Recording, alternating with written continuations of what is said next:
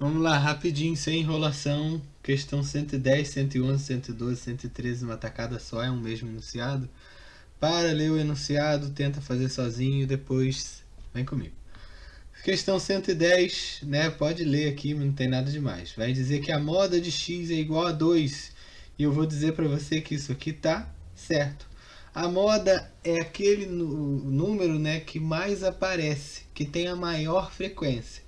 Então, se eu observar aqui na minha frequência relativa, ainda posso observar em números decimais, não tem nenhum problema. Eu vou ver que o maior número aqui é justamente o 0,5.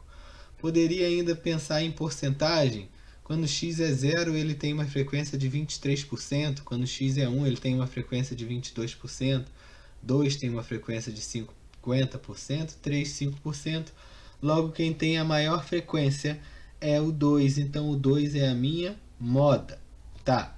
A variância amostral de x é inferior a 0,7. E aí eu preciso descobrir a média primeiro, depois para chegar na minha a variância amostral, né? O que eu poderia fazer? Eu poderia transformar essa minha frequência relativa em uma frequência absoluta. E aí atribuindo um valor de n qualquer, né? E para me facilitar, poderia pegar um número que as contas ficassem bem redondinhas, como por exemplo, poderia definir aqui um n igual a 100. Vamos dizer que eu tivesse uma amostra de 100 números, ou o que quer que seja, né? 100 pessoas, outros exemplos virão. Vou dizer que o meu n seja 100.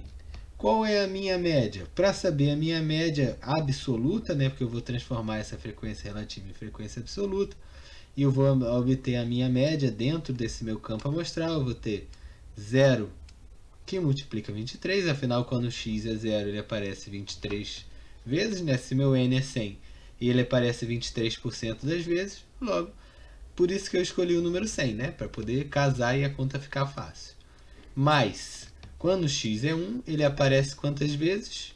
22 vezes. Olha que bonitinho. Mas, quando ele é 2, ele aparece 50 vezes. Quando ele é 3, ele aparece exatamente 5 vezes.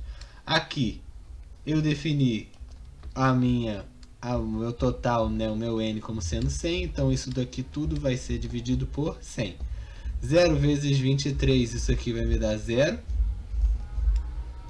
1 vezes 22, isso aqui vai me dar 22 mesmo.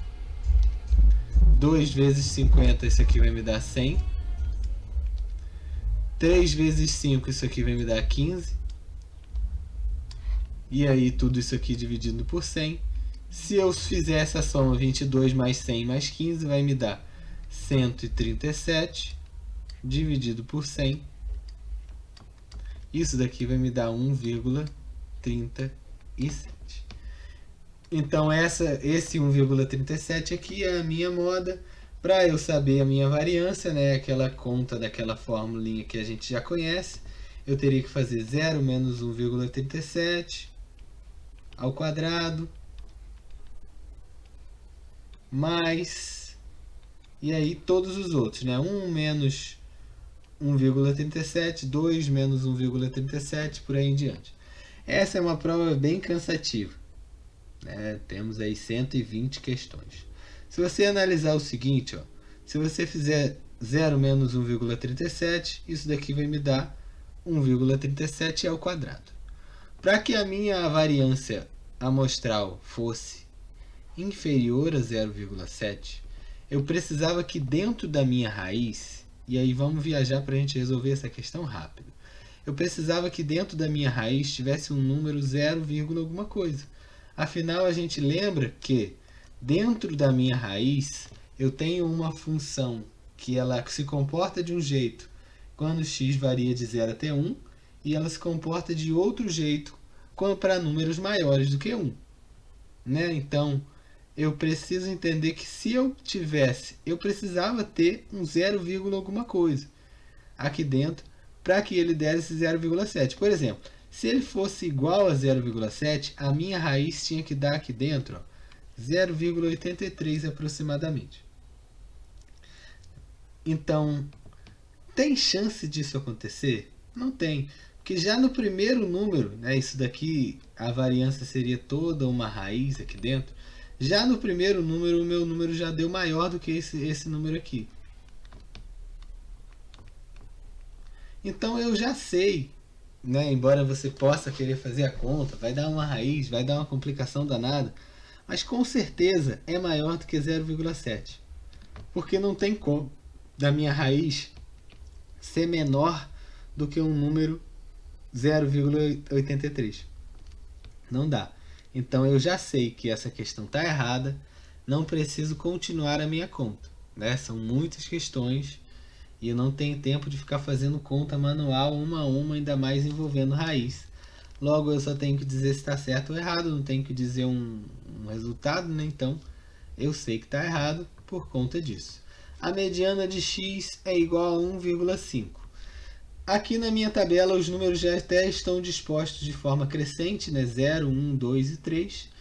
Então, se eu tenho um total de 100, né? Ou aqui se eu somar esses números aqui na minha frequência relativa vai dar 1, a minha mediana tem que estar na posição 50 e 51. Aí depois eu faria uma média entre esses dois números. Agora, se eu somar essas duas frequências aqui, ó, de 0 e 1, 23 mais 22, isso aqui vai me dar 45. Logo, a minha mediana não pode estar nesses nem x0 nem x1. Ele precisa estar depois, porque ele precisa estar na posição 50 e 51.